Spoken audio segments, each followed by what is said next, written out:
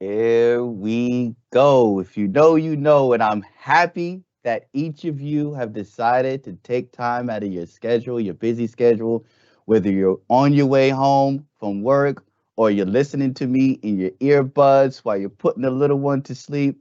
I am extremely happy that you have taken the time to join us today.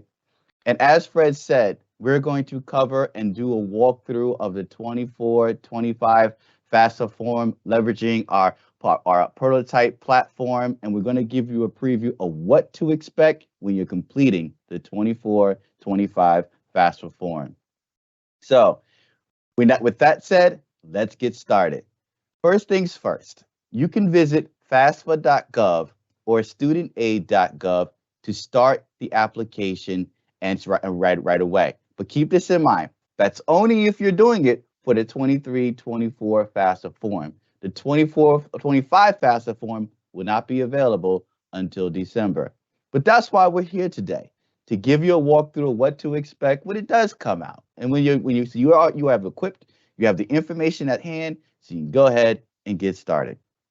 Now, when you come to StudentAid.gov, and again, you can also go to FAFSA.gov, you're going to see the screen. You're going to see what you see on your screen. You have 4 tabs that will give you more information about the FAFSA form, about loans and grants that we do offer after completing the FAFSA and enrolling into school, a college career, or a university, or if you're in repayment with your student loans. Guess what? We have information for you as well, in addition to if you want to apply to one of our loan forgiveness programs. When you scroll down a bit, as you can see, you get a lot of information as it pertains to the FAFSA form. So if there's information that is not covered that you really wanted to know more about, go ahead and visit StudentAid.gov to learn more about the FAFSA form. Now, once you come up to the right-hand corner right here where it says log in and create an account, if you have an FSA ID already, then you can go ahead and log right on in. If you need to create an account, you're simply going to click on create an account, and then you'll be prompted to go ahead and enter information and have that information pre-populated onto the FAFSA form. But for the purpose of this session, we're going to focus on the 24-25 FAFSA form. So we're going to assume that you already went ahead and created an account. All the information has already been verified. And so you have come back here to go ahead and log in. When you click log in, you're going to see this screen here right before you. That's where you can enter your username, an email address, or a phone number. And then you got to have to, or also the password that you created. You can go ahead and enter that and hit log in. If you forgot your login, that's okay. Just come down here to forgot my username and go ahead and retrieve your username. Typically, a good way to retrieve that is using your email address. So as you're creating an account, you don't have to have an email address. However, if you do forget your username, if you do forget your password, it makes it a little bit more easier to go ahead and retrieve that. And then your phone number, if you have on a 2-factor authentication, which basically means when you log in, it sends a text to your phone. And then what you do is you enter that number and then you're able to get access to the account. That's easy to do. That's easy to do as well. And if you come in and you realize that you do not have an FSA ID, then you can come down a little bit further and still have the opportunity to create an account. However, if you're having trouble with all of that, feel free to go ahead and click on Help Me to log into that account. So with that started, we're going to start out with a number of different scenarios as we navigate this form. The first one is going to be a student that is deemed independent. And we're going to run across a couple of those scenarios. And then we're going to come back into completing the FAFSA form as a student who's a parent. And so a parent that wishes to go back to school. So we're going to have 2 frames over here that we're going to be operating as. And we're going to do the first few sections just discovering that and exploring that a little bit more. So first off, we're going to start out with the student who is going to college for the first time, who's not a parent. So when they come in, this is the screen that they're going to see. Remember, they went to StudentAid.gov or FAFSA.gov, and they went into the upper right-hand corner, clicked log in and they enter their username and password. And now this is the screen that they are viewing. Now, remember when I went over those 4 tabs with StudentAid.gov and you see this once again, you can still access the information if you need it. It's very helpful information, so we feel free to peruse the website and to discover new information along the way. We always recommend before you get started, just take a moment to explore our landing page that has a wonderful bit of information. First and foremost, one of the most important ones, in my opinion, is also discovering the deadline, the FAFSA deadline for your own particular state. So we're going to click on 24-25 academic year. Just sort of to explain what academic year is to some of you who may not know what that is. That's the year that the student is enrolled in school. And typically it goes from July 1st until June 30th every year. So if they're considering that they want to enroll at a college or university or a career school this year, then that academic year is going to be between July 1st of 2023 and 2024, or June 30th of 2024. So they're going to complete the 23-24 FAFSA form because that's when they're going to be enrolled in school and that's when they want the funds applied, right? So if they're a senior this year or early graduating junior, or they're a college student, or someone interested in going back to school after July 1st, 2024, then they're going to complete the 24-25 FAFSA form. And that's why we're selecting the 24-25 academic year here, because that's when the student is planning to enroll. So we're going to select the state, and in this particular case, we're going to say that the student is from New York. And when she clicks that, she's going to go ahead and hit Find Deadlines. And then you're going to be provided some helpful information as to what kind of grants the state of New York offers for students attending state school, most of the schools in state. Now, you may reside in a state that offers funding to go out of state. You just want to make sure that you are checking with your state's higher education authority.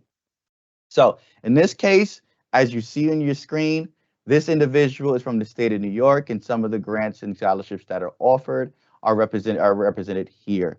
Now, the college deadline may be different from the state deadline, so it's always important to, when you're looking into going to college, that you're discovering a few deadlines. Number one, when is the last day that I can complete a FAFSA? And if you're completing the 24-25, the last day will be June 30th of 2025. Then you have to discover what's your state deadline. In this particular case, it just depends on the grant, because you have one grant that's within the state of New York in October, has a deadline of October 1st. And then you have, the promise, which has an apply by date of March 1st. So you sort of want to just find out when is the deadline for that particular grant, but also the college, university, or career school may have its own FAFSA deadline. So you want to take the earliest deadline and try to complete the FAFSA form by that deadline. And if you have interest to go to a number of different states, schools within a number of different states, then you can come over here where it says View All FAFSA Deadlines on the upper right-hand side, as you see of your screen. And you're just going to select View All FAFSA Deadlines, and you have a list of all of them there. Now, we have a number of different information of answers to commonly or frequently asked questions. Number one, who should be completing the FAFSA form is the student in this particular case. We also give you sort of an estimate of how long it will take, and typically it can take an hour. Don't worry, we're not going to take an hour. We're not going to hold you that long. We just want to make sure that you know where to go and how to navigate. So also, we're going to dive into what do you need. These are several things that you may need. Now, we talk about verified username account, we're talking about the FAFSA ID. That's why on the outset, when you saw me go navigate to how to log in or create an account, that's what that was representing. And if you have any contributor names and information, if that's needed, then you'll need that as well. We do have also a video, and don't worry, you're going to see this video again. So we always recommend sharing our videos. And just like this session, if you learned something, share something. So this video that's on what the FAFSA form is, feel free to share it on your social media platforms so others could be informed as well.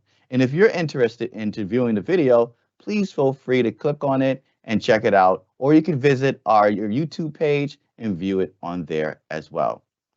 Now, we wanted to put as much information on this landing page, so therefore you can stay in the know and you can stay well informed as to what to expect when completing the FAFSA form. So we have a number of different other questions that we tend to get throughout our time of conducting webinars or engaging with you in the public.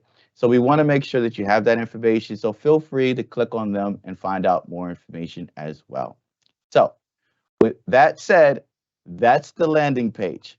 But I'm sure many of you joined in and you were really excited. You saying, okay, I already checked out that website. I'm sure you have. So let's go ahead and get started.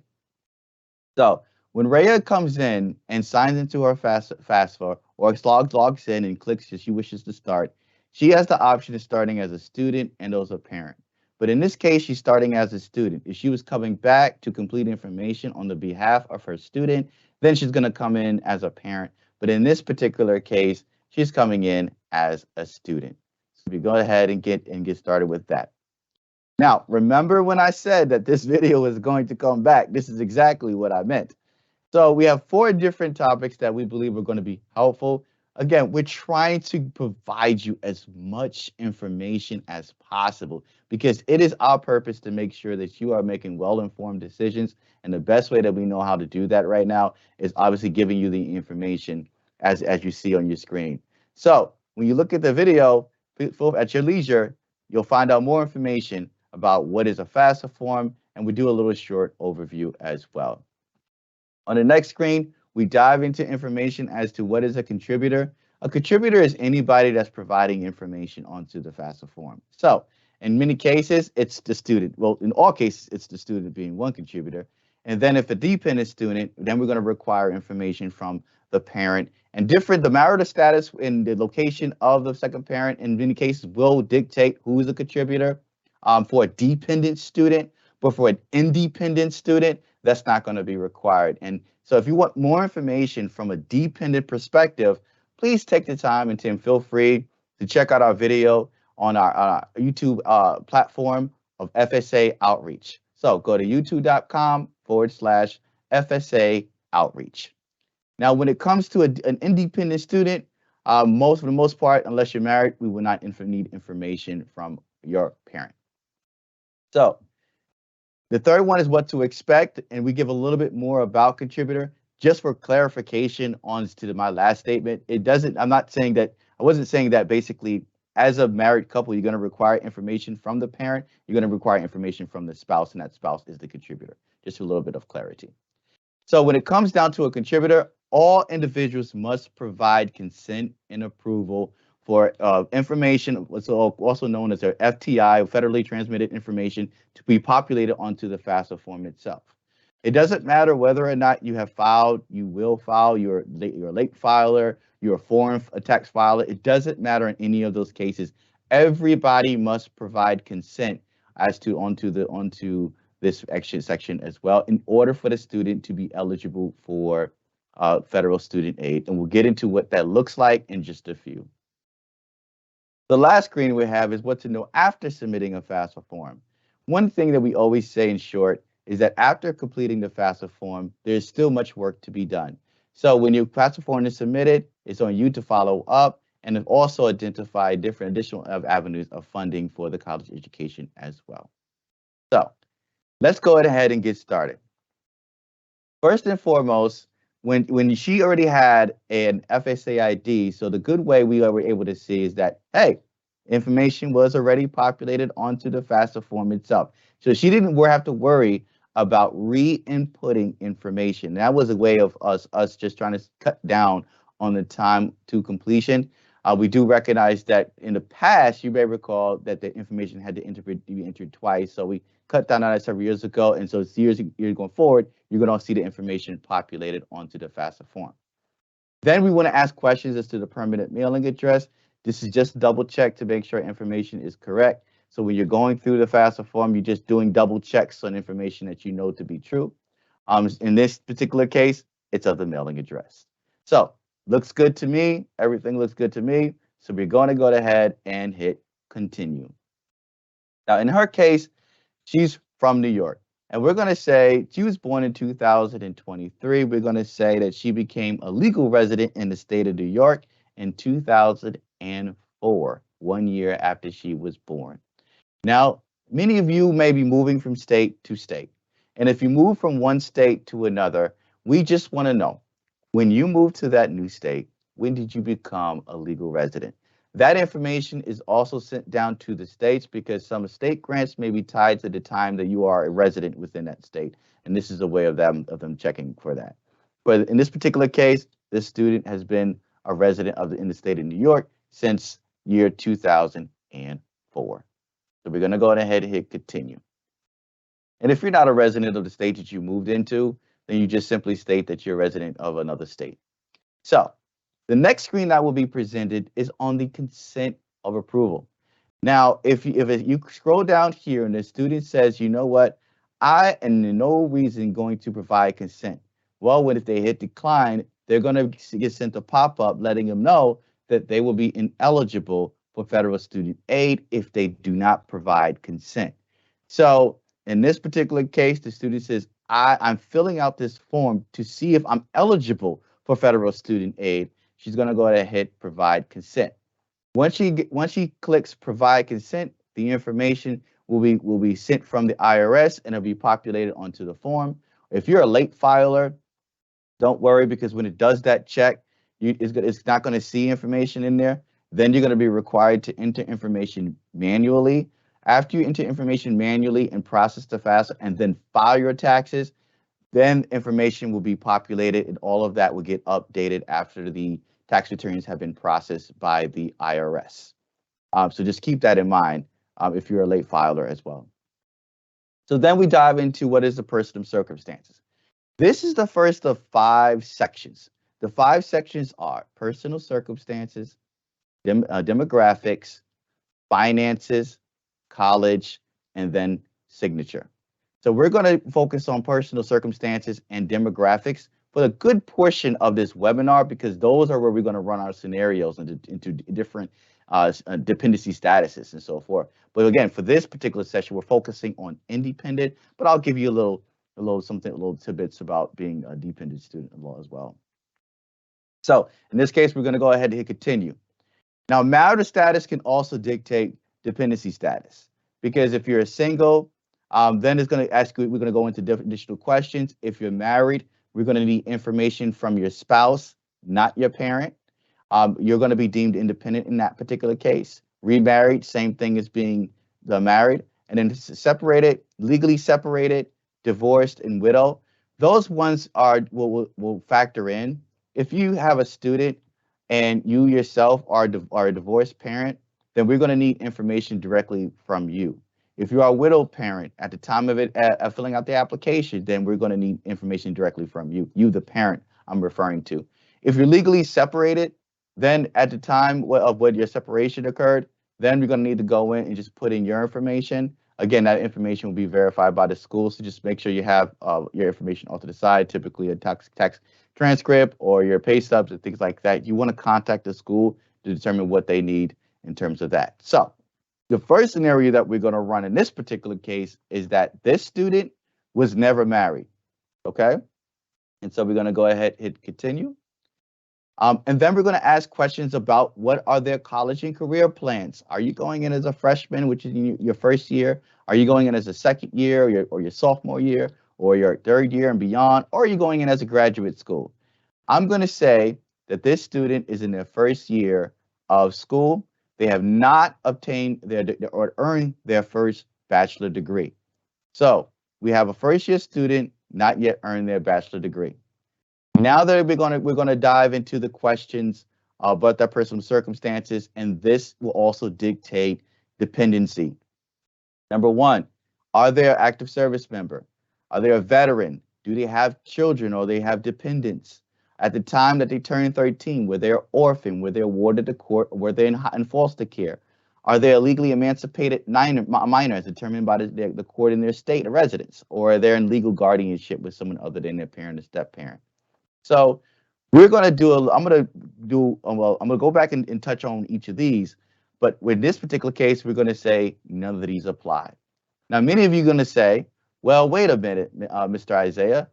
If she's answering no to all of those questions, how possibly can she be considered an independent student? Well, I'm glad that you asked that good question. When it comes to those particular questions, you're right. If a person is entering no, they may not be considered an independent student. However, their current circumstance can also render them an independent student. In this particular case, this student is considered homeless. So if they do indicate yes, that they as on or after July 1st of 2023, they were an unaccompanied or homeless youth or at risk of being homeless, then we're going to ask questions such as, okay, who can attest to that? Is that a director or someone that's a head of a transitional shelter, an emergency shelter, and so forth? Is that your high school or your school district homeless liaison, where if you're coming out of the K through 12 programs, you typically gonna go back to that individual to verify your circumstance? Is it a director, a designee from one of the federal trios or GEOP programs? It could also be a financial aid administrator at a college or university. Because although we were coming in with this student as a first year freshman, who indicated, hey, I don't meet any of these criteria, but I am a homeless at risk of being homeless, or I'm also been displaced. Well, guess what? That could be verified and reviewed from the FAA, or they're also known as the financial aid administrator at your college, university, or career school. Now, if you check one of these boxes, then then you're going to be deemed an independent student, and just be prepared to provide whatever documentation the school may require. But in the case that you can't verify that, you're going to hit none of these apply and continue. At that point, you're going to be what's called provisionally independent student, which means that we're going to give you independent status right now, but that information is going to have to be confirmed by the financial aid office. And so once they make that confirmation, and then the provisional status will drop, and then you'll stay as an independent student. Okay, so this is only if one of those designees, or the designees from the TRIO program, the director of the transitional shelter, as well as the FAA. As long as if you don't have that attestment, then you're going to need to verify your status, and they're going to have to contact the financial aid office in order to do that. Okay, so we're going to go back one, and we're going to say that, okay, well, no, the director can. Let's say we'll go to a homeless liaison. So you can check more than one. We can go into homeless liaison. That's more common. We're going to hit continue. And again, in this case, this person has been deemed an independent student. So a good rule of thumb is that if you have someone who can attest to that, listed as to one of those four, then that would deem you independent. Of course, it might have to be verified through the financial aid office. So keep that in mind if you are experiencing homelessness or at risk of being homeless as well. So we're gonna go ahead back just a little bit, okay? So we're gonna uncheck none of these apply. Now, when we're looking at different circumstances, if a student says, well, I am an active service member, I am in the armed forces for anything other than training, they're just gonna click the top box, you hit continue. We're gonna ask you whether or not you're homeless. The individual says no, they're taking care of me on base. You're gonna hit continue, and you now independent student. All we need is your information, because we just need your information simply because you are not married. So because you're not married, you're not going to need information from anyone other than you yourself. So let's go back one time. Let's say, for example, if we're gonna unclick none of the above, and we're gonna say this individual graduated high school, and after graduating high school, life happened, or just life happened while they were in school. So now the kids are getting a little older. They're very excited that they want to go back. And this individual, let's say, is 23, because if they were 24, this will be dictated by their age, automatically making them an independent student for the most part. So just want to say, for this particular case, this individual is about, let's say, 20 and under, and has kids. So everything else doesn't apply to them. We're going to ask about if they're homeless. Again, this question is asked on all circumstances.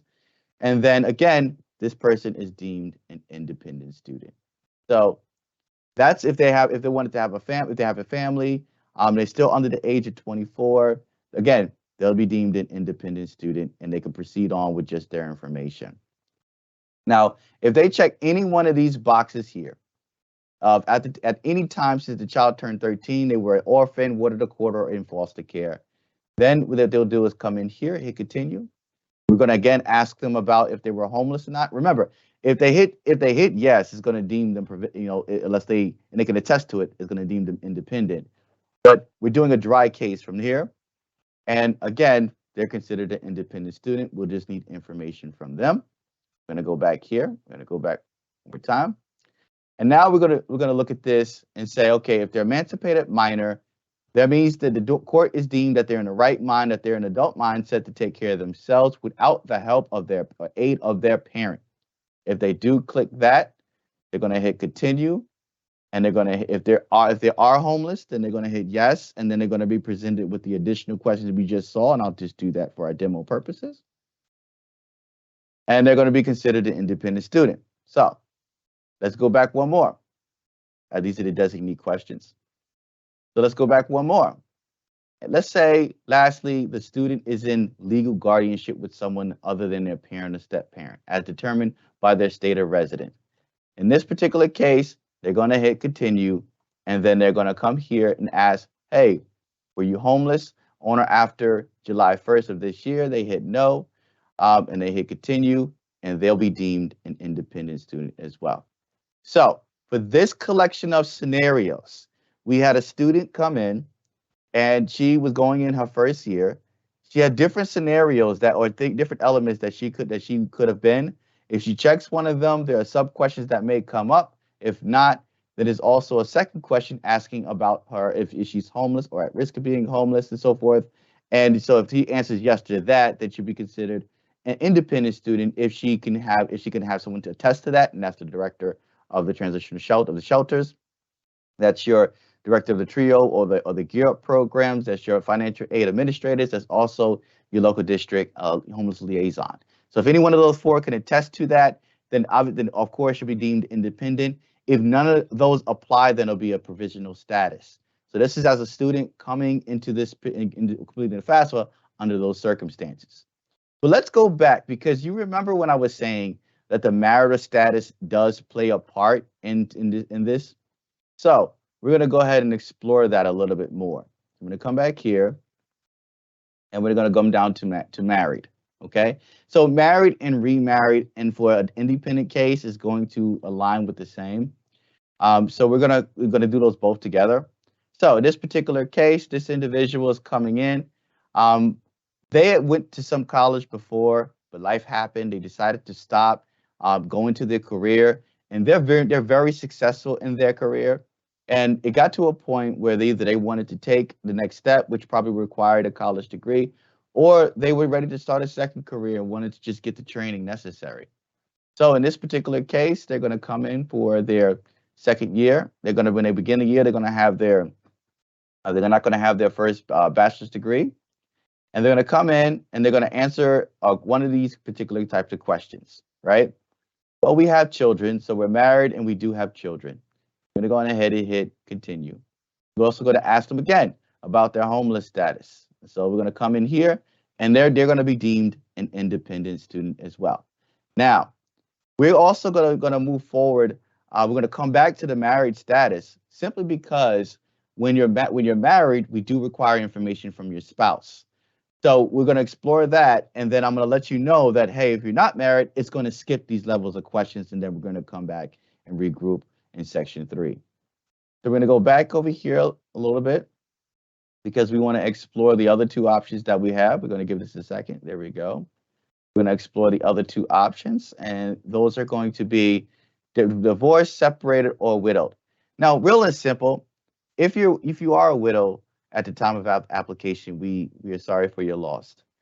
You're going to complete this application with your information, and we're not going to need your information from your deceased spouse. So keep that in mind.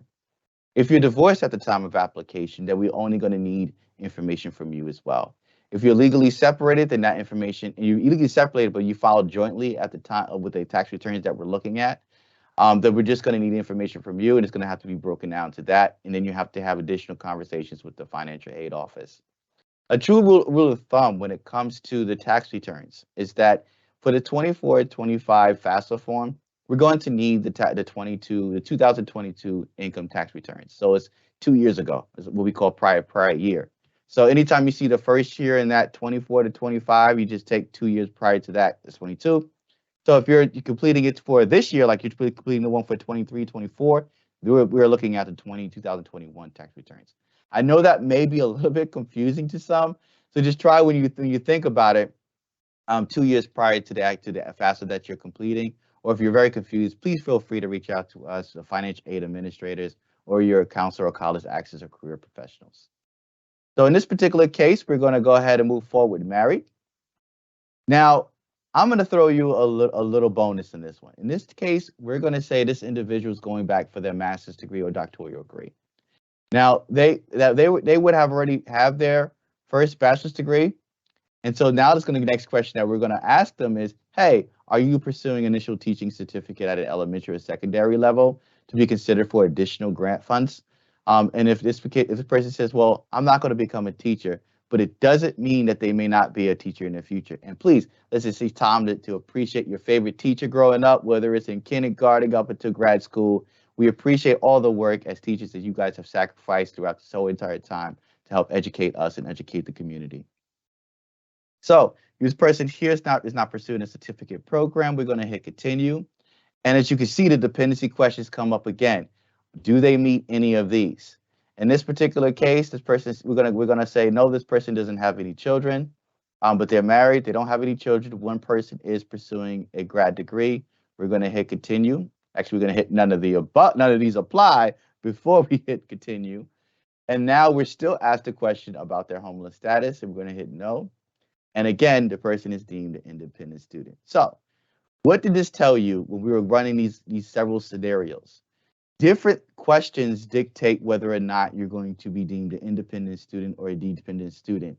It's not just a click of a button and just say, okay, I'm done. Different circumstances are different. Circumstances are different for people.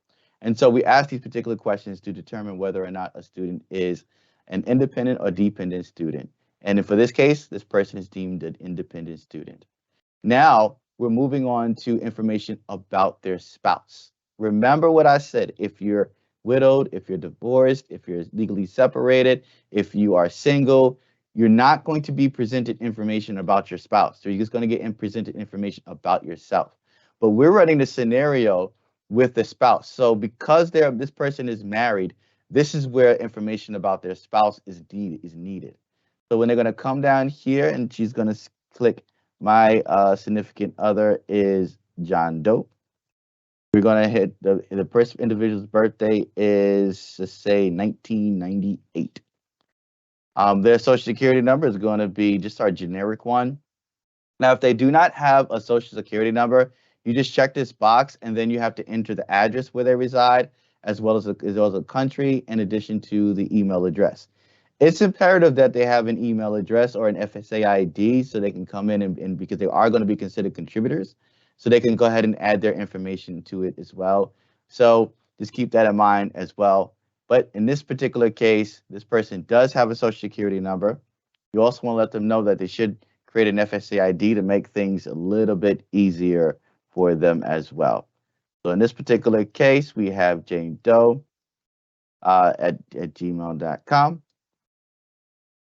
And then we're going to send an invite to them to complete information part of the FAFSA form as well. Jane Doe will receive an email. Jane Doe's to click on that email and then go through the process. And once they add information, the total FAFSA application will be complete. But this student who is completing it on their behalf does not need to fill out all their information for their spouse. They just simply send them the invitation and they can go ahead and come down and hit continue. Now we're going to move on to the second section. That's on the demographics. Most of these questions are completely optional, and I'll touch on several ones in a bit. So they're presented with the title screen. They're going to hit continue. They can either answer these questions or if they prefer not to, they can do that as well. In this particular case, he chose to do so. When responding to this question, it really helps us to the services and products that we develop and provide to you all. So the more customized that we can get in the way we can develop our products and services, the better product and services that you all can enjoy. So this is why we ask several of these questions. So in this particular case, this individual is a female. She's going to come down and answer additional questions. After review, she says, you know what, I prefer not to answer. And if we ask questions about the race, the person says, I prefer not to answer. That's perfectly fine.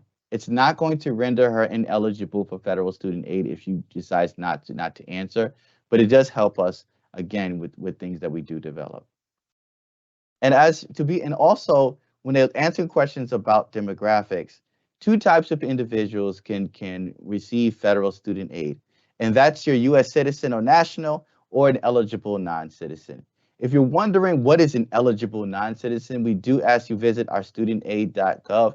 Check out our information on who is deemed an eligible non-citizen. There are several different types of individuals, so feel free to check out whether or not you are considered an eligible non-citizen on StudentAid.gov on the information by reviewing the information there. In this case, she was born in New York and she was raised in New York, and she's a U.S. citizen, and she's going to go ahead and click U.S. citizen or national. Again, if you're eligible non-citizen, you just select eligible non-citizen, and it just continues on as if you were a U.S. citizen, because we're not going to ask additional information from there. So we next ask information about the parent education status. This is not required. If you don't know, you just select you don't know. If neither parent attended college, or one parent attended college, or both parents attended college, then you just select the appropriate one. If you don't know, you don't know. So you just select don't know. Next, we ask the question of if your parents were killed in the line of duty. And we're referring to if they were in active duty on or after the events of 9/11, or they were performing official duties as a public safety officer. If they were killed in the line of duty, you want to go ahead and hit yes. If they were not, then you want to go ahead and hit no. Next, we have questions about the high school completion status. Now, in order to receive federal student aid for pursuit of a college education or career education, then you need to have a high school diploma or the state equivalent of a GED. You could be homeschooled. That's perfectly fine, as long as the certification is confirmed by the school system. So if you hit homeschool, it's going to treat it equivalently to high school. Okay, but also if you completed a GED equivalent program, we're going to ask you additional information about that program and the state that you have completed the program in. But for this particular case, it's going to be high school diploma. Or you can hit none of these as well. But again, in order to receive federal student aid, you must have a GED or a state equivalent or a high school diploma. Then you're going to hit continue. And we're going to ask you information for that particular high school. So this student lived in New York. And then they said, oh, okay, I'm looking down here. I don't see my state. Don't worry. Okay, this is a prototype platform, which means that we only pre-populated a certain number of values. When you're completing the 24-25 FAFSA form, you will see the cities that are within that particular state. We may not include all high schools, but you do have the opportunity to add the high school manually. So in this case, we're going to go ahead and hit search. So we did New York. They were born in New York City, in the state of New York. We just hit search to look up all the options. But again, on this particular case, we didn't include all high schools, all academies, or all towns. So we go ahead and hit select here. We selected the option here. If a person went to a particular high school, we're going to say that this person went to Hempstead High School. Then we're going to come down and he'll hit search, and then you'll select it down here. But in this case, again, we're going to say that this person went to Success Academy Charter School in Harlem. If you do not see your school, you can also come down here and add your school. It's right here. I'm highlighting. You're gonna come down here and add your school manually. I'm going to ask you the city and state and the high school name. In this case, this person went to Success Academy Charter School. Go ahead and hit continue. We're going to ask to confirm the high school. You can go back in, hit edit, and then edit the information if it's incorrect. But this information will be, you just want to confirm on this particular screen for Rhea. Looks good. Now we're going to ask questions about our finances. This is section 3. She already confirmed and already consented and approved for the FTI, or the Federal Entrenchment Information, to be sent from the IRS onto her FAFSA form, so she does not need to answer questions about that. We're going to skip past all of that because, again, she consented, and just dive into other information that may not be covered. Now, what she's going to do is if she claimed any one of these, or if she's on any one of these programs, she's going to go ahead and check. We deactivated these options for the demo purposes. But she's just going to click any one of these options and go on to the next screen. In this particular case, she is not. She's going to go ahead and hit none of these apply. And then we're going to ask questions about her family size. She's married, so she also stated that she doesn't have any children. So the family size should be 2, right? But if she feels like it's different, then she says, well, I didn't include, I may be taking care of my parent. Does she want to go ahead and click 1? When she is 1, the family size increases automatically. So she's just adding 1 to the number that she has already had. So if you are a college access professional, career professional, or your parent, you're helping your student, and you always sort of want to double check the family size before continuing, just to make sure that it's accurate. So in this particular case, really, they don't have anyone, so she just comes over here. Everyone else other than themselves, they come here and hit no. But this is only in the case you add additional ones if you check the box. Now, also, what you could do as well is that even though you selected that you have dependents in that section where we were going through asking, hey, do you have any children or dependents? You can still come down here and say, well, yes, we do. You know what? I have 3 kids. It's me, my significant, my spouse, and we would have 3 kids. So it's automatically going to select you too. You just add 3, and now your family size is 5 with you, your spouse, and the 3 children. So you can add them because it doesn't ask you that part in that particular section. But in this particular case, we're going to hit no. Next, we're going to come to the number of college. Now here, as you are the student, see, when you're completing this as a dependent student, you're not selecting, you're not going through it and selecting, hey, including the parent in the calculation of the number of college. But at completing it as an independent student, you are.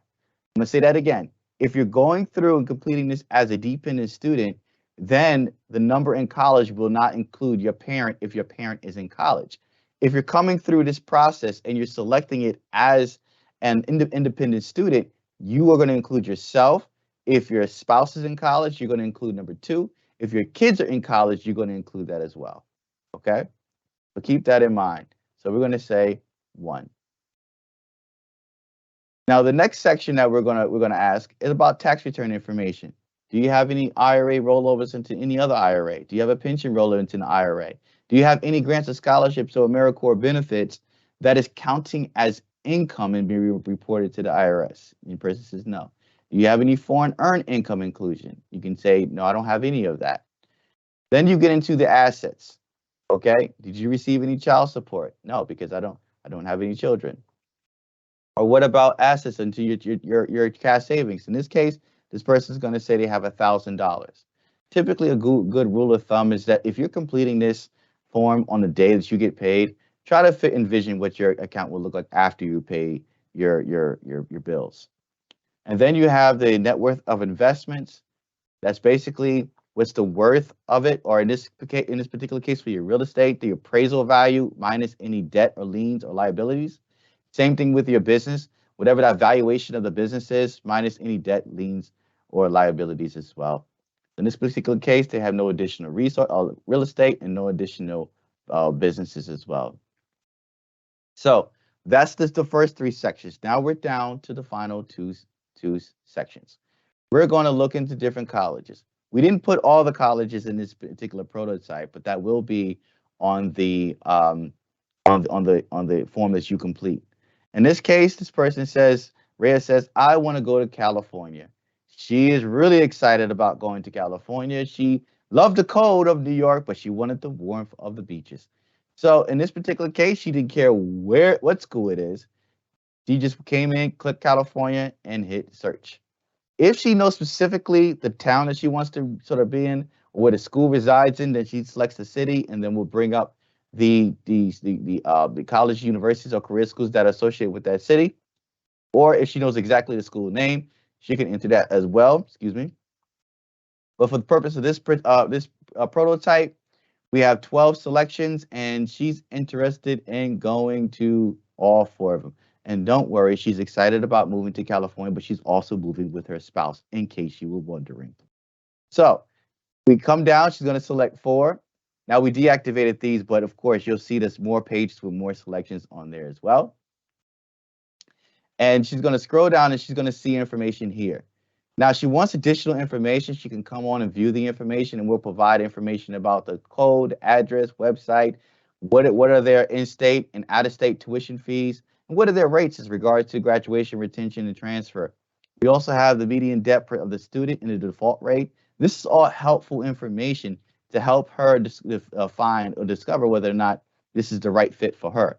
We also have a webinar that on the college scorecard.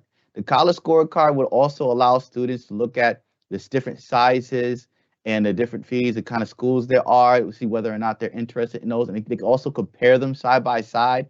If you want to know more information about that, please, tomorrow when it's released, check out our video on the college scorecard from our colleague, Brent McAdoo. You'll find abundance of information on that, and we do welcome you to do so. And you can find that video on our YouTube channel at youtube.com/FSA outreach.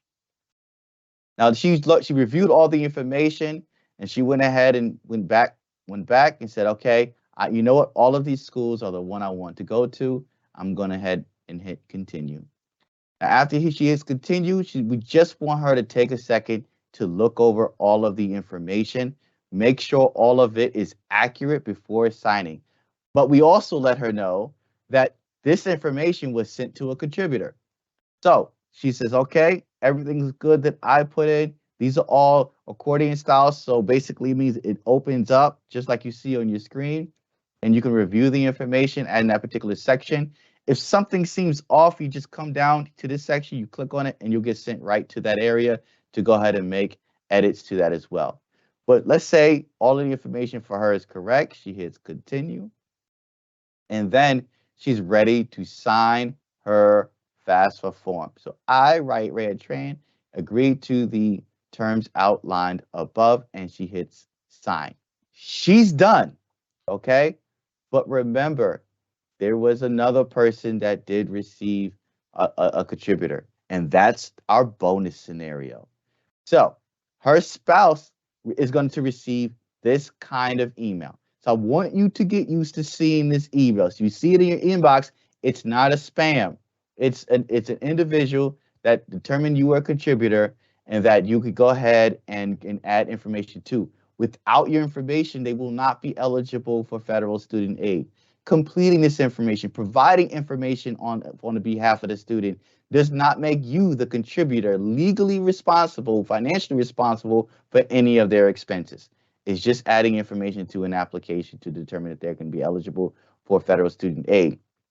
If you don't complete it within 45 days, then you need to have them resend it to you because it was timed out. So in this case, we're going to go ahead and click the button.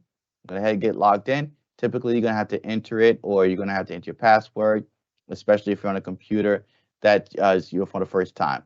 Next, you'll receive a notice that they need your help. You're going to accept, and you're going to hit continue. And then you're going to come to, again, contributing. We're going to give you more information about what it means to be a contributor and letting you know you're not financially responsible for their bill. You're going to check your information. Everything looks good from John Doe's perspective. If their mailing address is different, this is where they want to go ahead and update that as well. So they want to go ahead and hit continue. And then they're going to be asked to provide consent or approval. Again, every person who's considered a contributor must provide consent or approval. If you do not provide consent or approval, the student will be ineligible for federal student aid. So we let them know that, hey, you need to provide consent. They say, I want my spouse to go to college. I'm gonna go ahead and hit approve. We're gonna ask you about your finances. Very short questions, and these again, by hitting consent and approve, it's already populating information onto the FAFSA form itself. So you're going to go ahead and hit, these are additional questions that you'll be asked. Again, hit 000, just to kind of review for those of you looking on the screen. It's the rolling the IRA into an IRA. It's the pension rollover into an IRA, and it's the foreign earned income inclusion. If you have values in those, you just go ahead and enter it there. If you do not, then you just enter zeros. And then we're going to ask additional information as to confirming it. Confirm everything you have. And confirm everything that you see. Does it look right? Do you need to change anything? We give you that opportunity on this particular screen. And now this person says, no, everything looks good. I am ready to sign. And they just come down, they read all the verbiage here, all the content here, they click, and they hit sign and submit. Now, the information will be taken and will get sent to the school. The school will then review the information and send out either an offer letter or send you an updated offer as it pertains to the information that you provided. Okay, so we covered the demo all as it pertains to an independent student. Okay, and I hope you found this session very informative. But wait, because we have additional information that we want to cover before you head on out. First off, we do have a YouTube channel for all of our recordings. We have, if you're looking into a dependent student, we have a video on that. If you are watching this as a recording, thank you for joining us. We do have information on a new SAVE program, on a fresh start, and as well as returning to repayment and utilizing the loan simulator. We have a plethora of videos that are up right now and that will be going up later on. So please check us out and visit us at www.youtube.com/FSA outreach. At this time, I'm going to bring back in my colleague, Fred, to facilitate the Q&A section of this webinar. Fred? Well, Isaiah, thank you very much for that presentation. It was outstanding. We've been asking questions and answering questions throughout this session in the Q&A chat, so we don't have very many open questions left. We only have about 2 minutes left before this session is up anyway, but I'll share a couple of questions with you right now. We have a question centered around, what is a contributor? What does that mean? Awesome. A contributor is anyone that's providing information onto the FAFSA form. That will, number one, be the student, okay?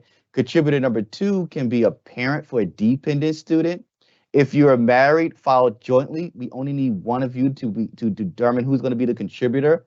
If you're married, filed separately, then we're going to need both parents as a contributor, okay? If you're married and you live in the same home, we're going to need both as a contributor.